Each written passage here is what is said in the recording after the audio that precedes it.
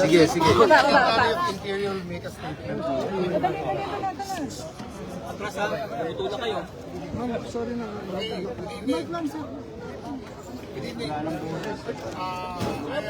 Napalakas ang boses, sir. Thank you. Kasama ko lang ang mga senador ngayon at nagpulong-pulong kami para makita talaga ako ano yung mangyari. Ang chronology of events at approximately 7:46, armed men tried to enter through the second floor but were stopped by the OSA. They had firearms with them, but the OSA fired a warning shot. They retreated at the back and started firing indiscriminately into the air. Now, we do not have a definite count of how many people tried to enter the building. Number two, there are no casualties. None. No one was hit, no one is wounded, no one was killed. Number three, we are in the process of determining who is behind this.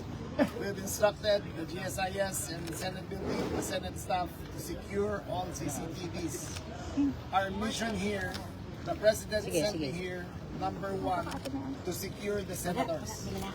There is no politics at this time. In these times of turmoil, politics goes out the window. We all belong to one country and we all will lead one nation. The President has given strict instructions. Secure the senators, whoever they may be. Next, we are not here to arrest Senator De La Rosa. In fact, we are here to protect him. Let that be clear. I made that very clear to his family. I repeat, we do not know who is behind this, but we will find them. We have all the security footages, and I'm here with the Senate President to assure him that we are only doing this to secure them. What's the motive First po? and foremost, we thank God that everyone's safe. We'd like to thank the President, Secretary Teodoro, Secretary Remulla, who personally came here, Chief PNP Nardates is here. So as you know, last Monday, nag-request po tayo ng PNP just to make sure na yung investigation natin with NBI, that there will be no untoward incidents. So at around 6:45, 7 o'clock, some senators got warnings na umuwi na. At nagtataka kami what that meant. So sabi ko, please don't believe that because the last thing anyone wants is yung gulo. At around that time, we got information, about an hour before that, we got information, parating na dito yung articles of impeachment.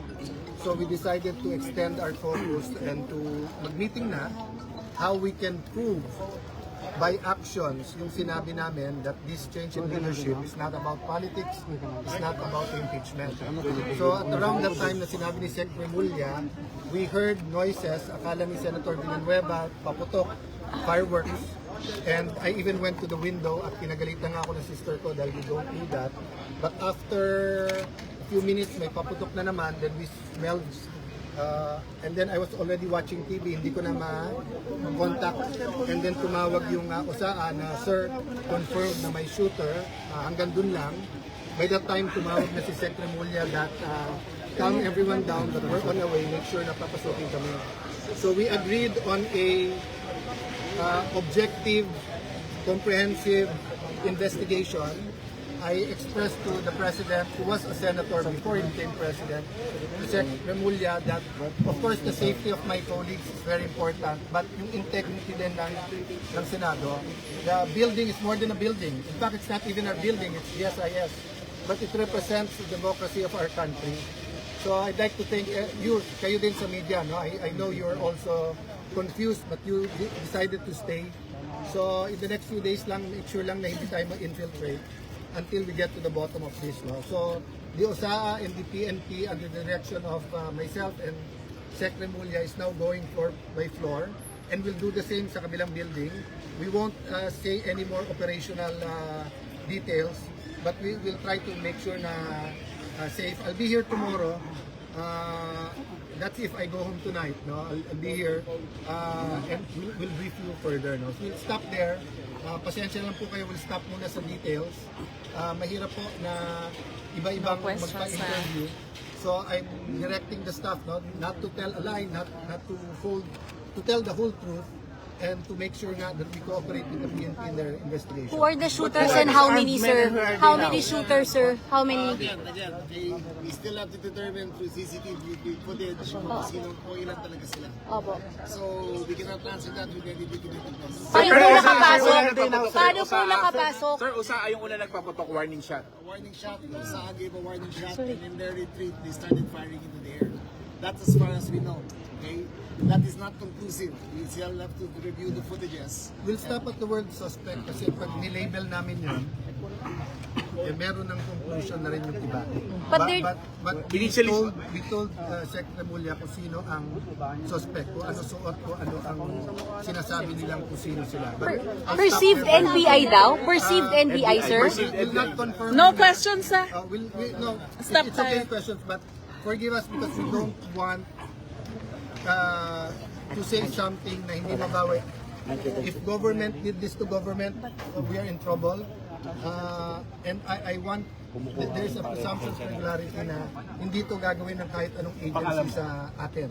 Having said that, from the President down to the secretaries, ilan na rin silang tumawag, assures us that magiging independent at no holds barred yung investigation. Perceived NBI po ba yung nakapasok? Perceived NBI ba, sir? Please do not ask questions that are leading. Pero sabi po kasi ni Secretary Mendoza, sir, Do Secdong. not ask questions that are How about leading. Sen Bato? Please do not ask Senator Bato de la Rosa, how is he, sir? Nagbibigyan na lang sila ng details. Senator De La Rosa has been informed that we are doing a sweep of the building. He has informed us that he wants to rest in his chambers. He is safe. He is with his security personnel. He has been informed of our activities. We have assured him that there is no warrant of arrest to be served. Okay? I am here to ensure the integrity of the Senate and to protect the protection of all the senators. Okay? Please. What's the, walang motive pa, sir, kayo You nakita? cannot ask questions of any detail because we cannot have answers for that. Even kung paano po nakapasok, We do sir? not know either. We have to review the sila. Sir, wala rin nag-pursue, sir. Walang Wala. umabol. Protection lang ang number one sa akin. One reason we cannot tell you, ongoing pa. Tapos di ba Ongoing pa. There's two buildings. So it's ongoing and we don't want to also, what you call this, telegraph dun sa investigation. But we're all doing what we can. And Usa is there. The PNP, the Chief PNP, binigyan ng specific instructions ni SIL. But the Senate is safe. Senate is safe, sir? We are sweeping all the floors. We have asked those non-essential personnel to leave, and we will investigate each and every person in that are not essential here. May pasok po ang Senado bukas? So far, yes. I'll decide mamaya. But so far, kasi nga dumating yung articles of impeachment at may meeting nga coordination ang lahat ng heads. Having said that, may I also appeal to any of you or anyone in the Senate, kung may videos kayo na you think it will help the investigation, submit it to us. Kasi maraming allegation, maraming denial.